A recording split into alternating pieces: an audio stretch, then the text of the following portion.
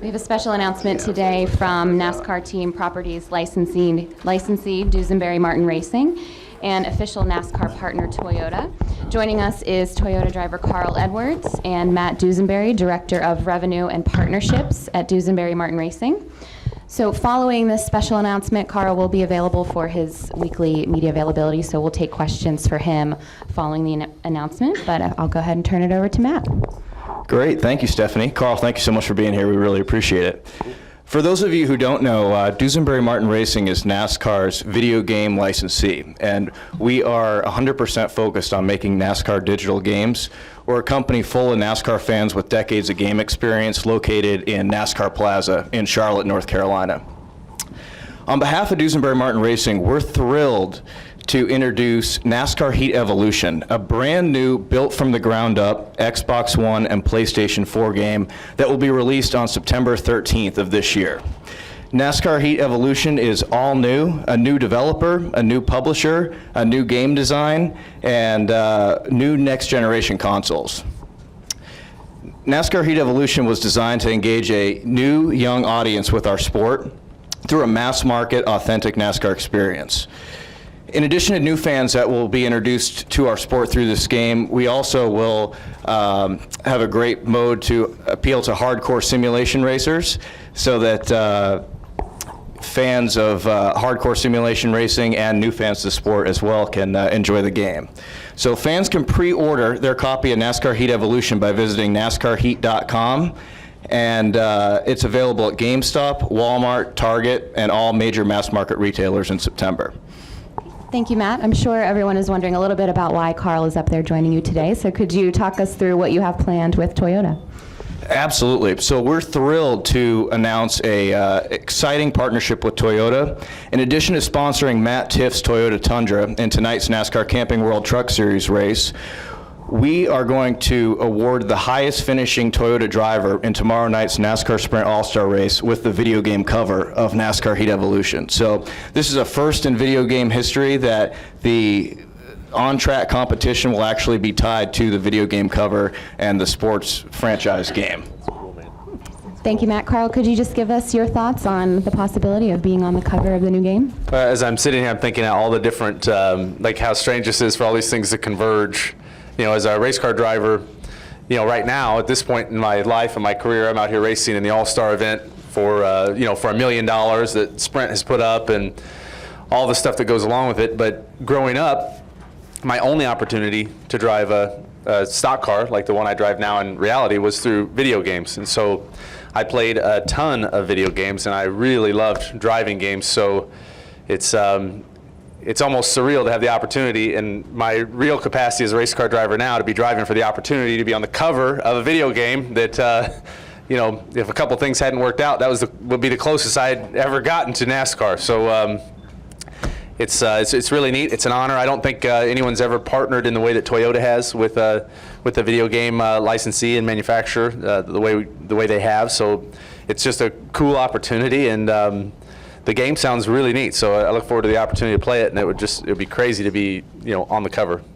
Absolutely, yeah. This is actually going to be Toyota's first video game cover, and then each of the 5 eligible drivers will be, you know, your first cover potential as well. So. Well, yeah, I hope I'm on it, and but just it's neat for you guys to have me up here to be a part of this, because truly I had so much fun growing up, and I still do with the video game stuff, and you know that's it's such a neat way for our fans to experience our sport. We have a very rare sport, or an opportunity that's rare in our sport, because the drivers, the participants, all we do is we push the throttle pedals and we turn the steering wheel, and people through video game technology can experience that as close as any fans can experience any sport because of the simulation properties that you guys are so good at. So it's cool, it's fun.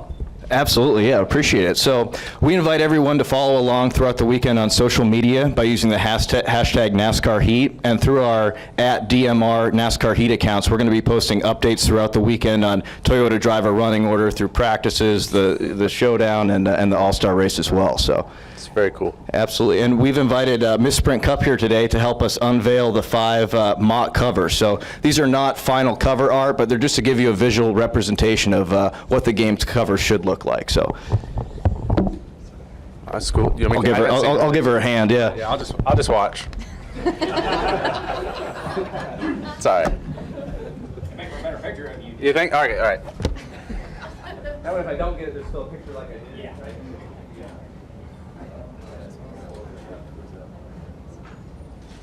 That's not me. Mark might have a good shot at it.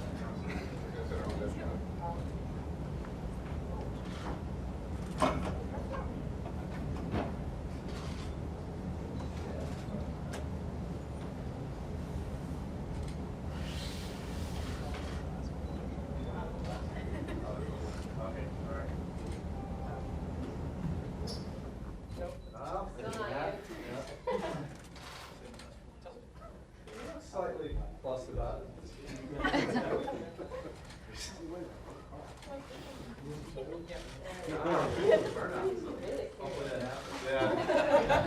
I'm serious about my burnouts, folks.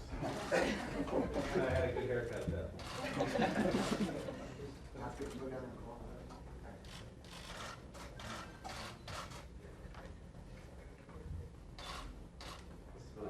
Absolutely, yeah.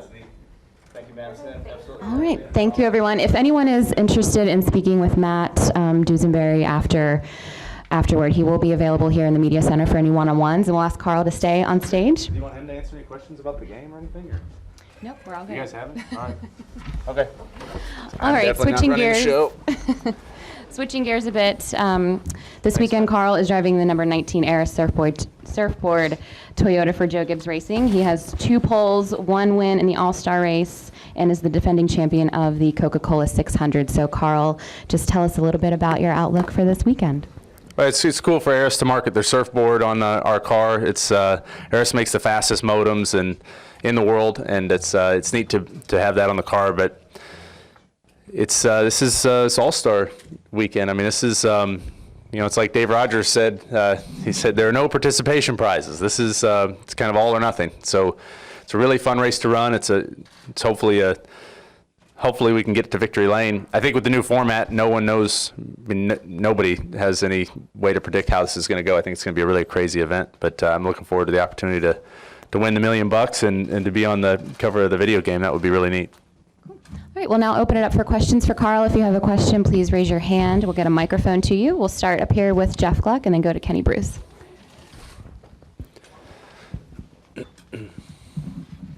Jeff Gluck from USA Today. Have you looked much at what the strategy might be like, or are you going to have to wait and see how the tires wear first? I mean, how much can you sort of plan for what could happen?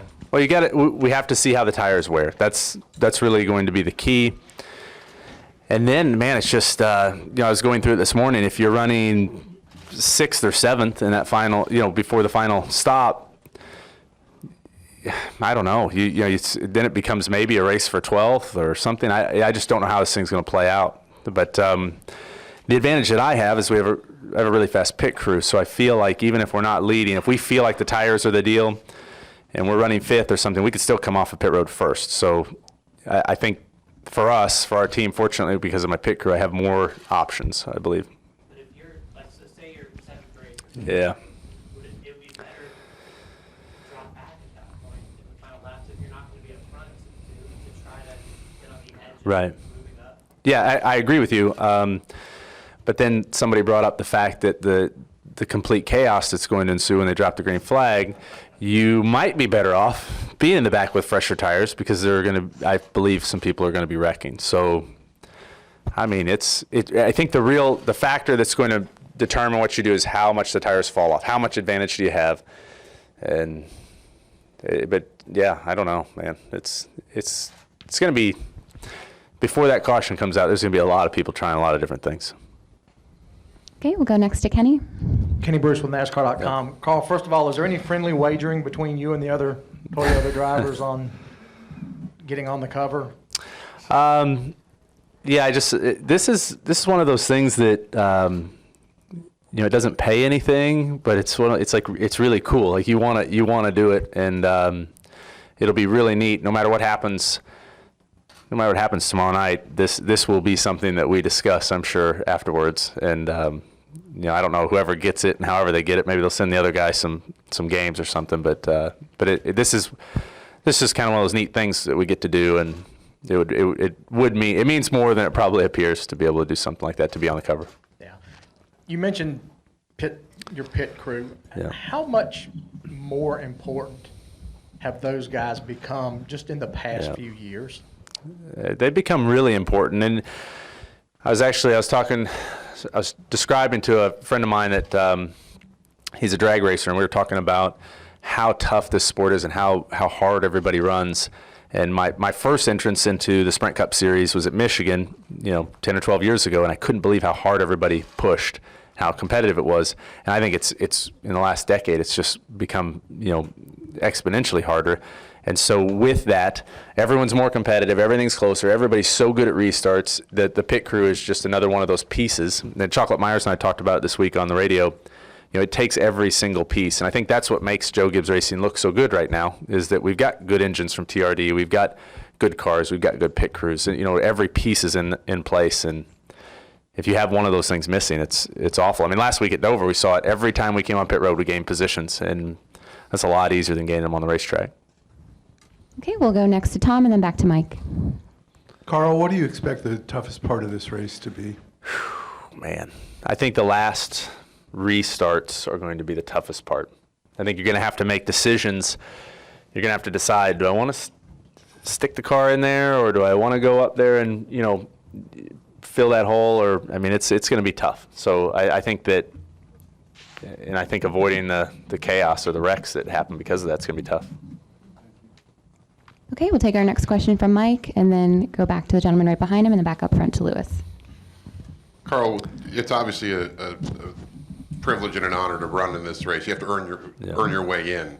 But with all the format changes that you've seen, does it get old? Would you like NASCAR to just settle on one thing, or the changes? Do the changes keep you guys on your toes and make it a little more fun, or is it more work? Well, I think it's more the latter.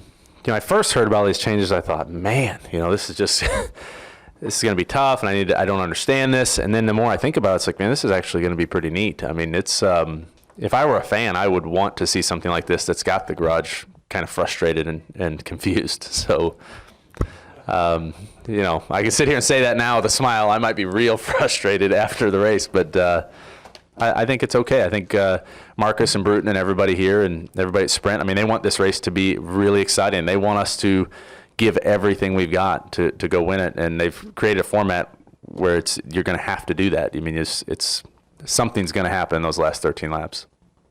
Okay, next question. David Exum, Independent Tribune. Carl, Yep.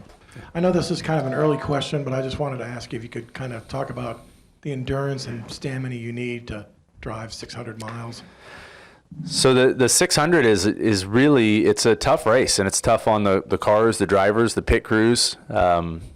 It's always been that way. And another 100 miles, it means something. And the other thing that makes that race tough is that throughout the race, the track changes a lot as we go into the night, and you have to stay on top of it. And it doesn't, regardless of how long it is, you still have to be on your game at the end. And it is, those have been some long nights, and I think that at the end of the day, that does wear on you, and you have to be prepared for it. Okay, we'll go next to Lewis and then Dustin. Yes, Lewis. Whoa. I didn't know I had that horsepower. Yeah. Still. Louis Franco, Reuters. We've seen some very good racing this year. I think everyone would agree that. And I hope I'm quoting you correctly when you said it was a good start on the reduction in downforce. Would you like what changes would you like to see going forward for the rest of the year? Well, I think the racing's been really good. I was walking out of Dover early last week, and I got to see from that crossover bridge, I got to watch Kyle and Matt go at it, and that was some really good racing. I mean, that was extremely entertaining. And I feel like we've had some really close finishes. We've had good racing, and it's because NASCAR is working to make it better. And if I'm not mistaken, there might be some things on the horizon that are really exciting, especially to me, and they've been working that same direction. And I feel like they've got their hands wrapped around it. They know what they're working with, and they're just going to keep making it better. So, I mean, you guys all know how I feel about the downforce stuff. I've said it ad nauseum. So, but I think we're going the right direction, and it's only going to get better. Okay, back to Dustin, please. Dustin Long, NBC Sports. last week in the, I guess, the preliminary races before the Cup race at Dover, there were some restarts where NASCAR penalized drivers. And I think in one case, one driver felt like he was kind of pushed and put in a tough situation. I'm assuming you've looked at those situations and quite aware of it. How comfortable are you with how they're calling it? Because obviously there's been an ebb and flow with what they've done. I know they admitted they missed one in a truck race recently. On that situation, how that impacts you. And secondly, was there even any need to get in touch with Kyle Larson after last week, or did you even want to? I know you expressed frustration on the radio immediately after the incident. So what I've gathered from watching the way they're policing the restarts is I better not try anything on the restarts because they are on it. I mean, they do not want to see any messing around. So I believe they've laid down the law. Everybody knows that they're serious about it. And I got warned at Bristol, and it was surprising to me how strict they are being. And so somebody put it best. So that's I can't remember which driver said it, but that's what you want. You want them to enforce the rules, and we have good rules, and I applaud NASCAR for enforcing them. As far as my wreck last week, when it happened, I was very frustrated because I thought Kyle had basically run me over from behind while I was trying to avoid Kurt. The first time I went back and looked at the replay, I went on YouTube and looked at the broadcast, and they showed multiple angles and all that, and I thought, man, Kyle really was doing a good job there, and he just got a great run underneath me at the same time while I was trying to avoid the what possibly was going on with the 41. So looking back on it, I mean, it was really frustrating for me to wreck, but man, Kyle was just doing a really good job racing hard, and he had no reason to call me. If anything, I thought about calling him for, just to apologize for calling him an idiot and getting that on TV, because he definitely was doing a good job. So just hard racing, and it's once again, thanks to NASCAR for all the safety stuff. That was a pretty good hit, and it really didn't hurt that bad. So I appreciate that. No, he didn't call me, and he didn't have to at all. I mean, that was racing. I was frustrated, but like I said, when I look back, if I put myself in his position, I'd say, that's just racing. Okay, we'll take a follow-up question from Mike. Carl, as far as the outcome on Saturday, I know you want to win the race, but is there concern about a cover jinx? No, I'm not concerned about that at all. No, don't even bring that up. Okay, we'll take our next question from Bob, and then our final question from Tucker. But see, they avoided that by not announcing who would be on the cover. It's like simultaneously it gets announced at the end of the race, so the jinx happens when it's already done, right? Okay. Go ahead, Bob. Bob Hockers, ESPN. Next week is the 100th running of the Indianapolis 500. Wow. Will you pay any more attention to it because of the anniversary, and how much did you follow it as a kid and everything? I think anybody who has any interest in auto racing watches the Indy 500. I mean, I assume that because I always did, and all the people that were around me growing up, we watched Indy 500. I try to watch as much of it as I can every year, from the motorhome before we go out and get in the cars. And it's just it's a really special place. It's that race is just, it's like, it's very similar to the Daytona 500. It's just, it's a historic event, and whatever happens is important there. And it's neat to watch. For me as a driver, it's neat to watch because all the pressure is on. There's so much that rides on that race. It's neat to watch how everyone responds to all that and how they compete. And with Kurt being in it, that was cool to watch. That was neat. That's probably the most fun I've had watching it in a while. And so yeah, I'll be watching. Okay, we'll take our final question from Tucker. Tucker White, SpeedwayMedia.com. Now, Carl, NASCAR has made some changes to the aero package for this race since it's a non-points race. Yeah. But as we saw with Kentucky and Darlington last year, wouldn't doing testing a package like that in a points race actually give for a better test result? Well, I think NASCAR is putting it, it's tough to decide. Okay, I'm not NASCAR, first of all, so I don't make these decisions, but I can imagine that it's tough to make them because they're constantly looking for ways to make the sport better for the fans. They want to make it better, period. And what's been neat over the last couple of years, I've come to understand exactly how much NASCAR cares. When they do make a change or find something that they think is better, then it's, when do they implement it? And really, for an event like this, I say why not? You know, really at an all-star event, no points on the line, make it hard, make it different. You know, push the teams to make us try something. And you know, I think now's as good a time as any. Okay. Carl, thank you so much for your time. Good luck this weekend. All right, guys. Thanks a lot.